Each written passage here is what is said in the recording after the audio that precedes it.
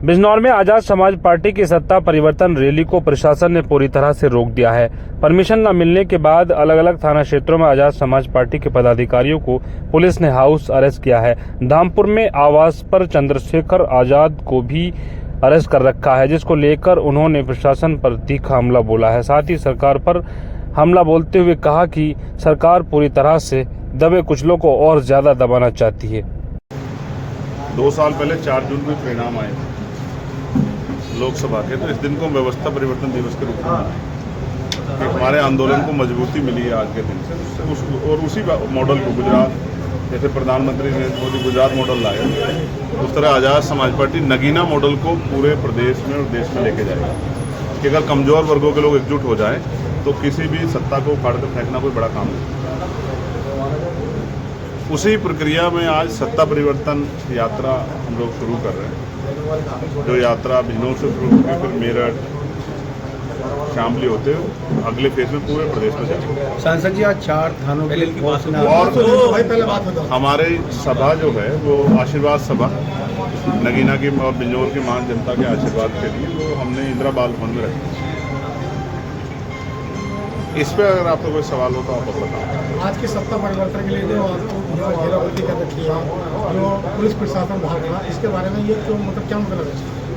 और कोई सवाल एक ही बार पूछ लो तो मैं सबका जवाब एक ही बार दूँ। बस सवाल तो सांसद जी यही है, सुबह से 4 से 5 थानों की फोर्स ने आपको घेर रखा है, निकलने नहीं दे रहे हैं, क्या कहना है?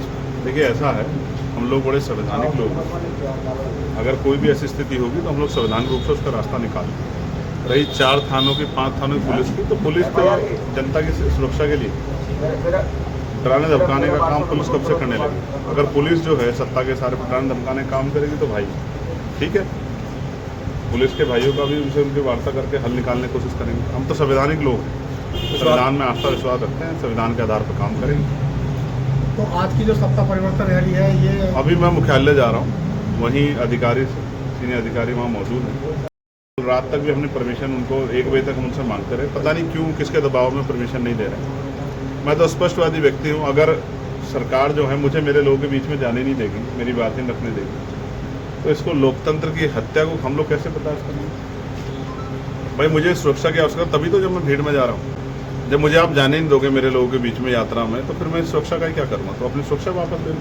अच्छा, आपको परमिशन नहीं दी गई, इसके पीछे क्या कारण मानते हैं आप लोग बेहतर जानते हैं।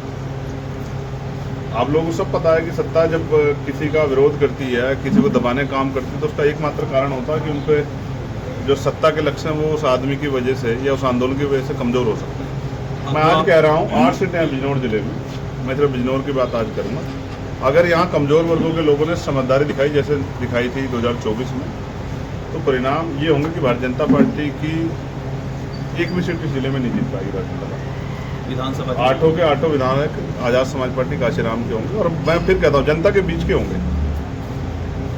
मैं अकेले सांसद के रूप में इस क्षेत्र की आवाज़ के लिए लगातार संघर्ष करता रहा पार्लियामेंट में कि यहाँ उद्योग धंधे लग जाएं, यहाँ IOCL, BPCL, HPCL जैसे प्लांट आ जाए, थर्मल प्लांट आ जाए, पावर प्लांट, जिससे यहाँ के लाखों नौजवानों को रोजगार मिल जाए, यहाँ इंडस्ट्रियल एरिया लग जाए। लगातार मैंने उसके लिए पत्राचार किया, लेकिन आप जानते हैं कि सत्ता में बैठे लोग नहीं चाहते कि मेरे क्षेत्र के लोगों को उनकी पीड़ाएं दूर हो। मैं जो निधि मेरे पास है उस समय सड़कें, बिजली की व्यवस्था, पानी की व्यवस्था, लाइट की व्यवस्था, तालाब का सौंदर्यीकरण, ये सब चीज़ें कराता हूँ। लेकिन इससे बढ़ के भी अभी भी बहुत सारी ज़रूरतें हैं। सत्ता अपने सरकार उत्तर प्रदेश की अपने विधायकों को 5 करोड़ रुपये देती है, अपने सांसदों को हम 1 करोड़ रुपये की बात करते हैं। तो ये जो कानून के साथ भेदभाव, ये सब देख रहे हैं हम लोग। सांसद जी, अगर मान लिया सत्ता परिवर्तन में कहीं प्रशासनिक हस्तक्षेप से कहीं अवरोध पैदा होता है, तो क्या आप इसको ताकत के रूप में देखेंगे या कमजोरी के रूप में देखेंगे? नहीं, कमज़ोर तो हम इसलिए नहीं है कि हम लोग यहाँ ताकत में हैं। भाई अगर हम ताकत में नहीं होते तो पुलिस हमें, हमारे लोगों को लाठी मार देती। आप समझे नहीं समझे? कमज़ोरों से कैसे लड़ती है पुलिस? गिरवान पकड़ के मार, लाठी चार्ज करके जहाँ मजबूत होते हैं उनसे वार्ता करती है। अगर पुलिस वार्ता कर रही थी, ये हमारी मजबूती का प्रमाण है। आप पुलिस प्रशासनिक अधिकारी होते हैं, आपको जो है यहाँ से बिजनौर जाने की अनुमति देती है? मतलब मैं ये पूछना चाहता हूँ भाई, ये लोकतांत्रिक प्रदेश है, ये लोकतांत्रिक जिला है, ये लोकतांत्रिक देश है, पुलिस की परमिशन से मैं कहीं क्यों जाने लगा? सांसद जी, आज आपको दूसरी आप बात समझते हैं ये क्या बात है? कि आप ये कह रहे हैं कि भाई पुलिस ने आपको परमिशन दे दी जिला मुख्यालय जाने की, इसका मतलब मैं सारे काम पुलिस से परमिशन नहीं करूंगा। सांसद जी, आज आपको मैं कोई गलत काम करने जा रहा हूँ तो पुलिस मुझे रोक ले, मुझे जेल भेज दे, आज मुझे आपको गोली दूसरी भी बार मार दे। आज आपको दूसरी बार रोकने का प्रयास किया गया है। एक आप ठाकुर द्वारा जा रहे थे, तभी आपको रोकने का प्रयास किया गया, आपको सारा वो रोक दिया गया। इसको क्या कहना चाहिए, इसके बारे में क्या कहना चाहेंगे? फिर ऐसा मैं क्यों? लोगों को न्याय दिलाने के लिए जाता हूँ तो पुलिस मुझे रोक लेती है। मैं अन्याय करने थोड़ा जाता हूँ, कोई कहीं मैंने अन्याय किया हो मुझे बता दो आप लोग, सब नहीं लोग, तो आप क्या लोग तो पुलिस पत्रकार की हैं। कार्य प्रणाली के बारे में आपका क्या कहना है? पुलिस का कोई दोष नहीं है, पुलिस सरकार के आधार पर कार्य करती राजनीतिक है, मामला है ये। सरकार के आधार पर कार्य करती है, सरकार के आदेश पे कार्य करती है। आज सरकार हमारी होती तो हमारे लिए काम करती है। ठीक है।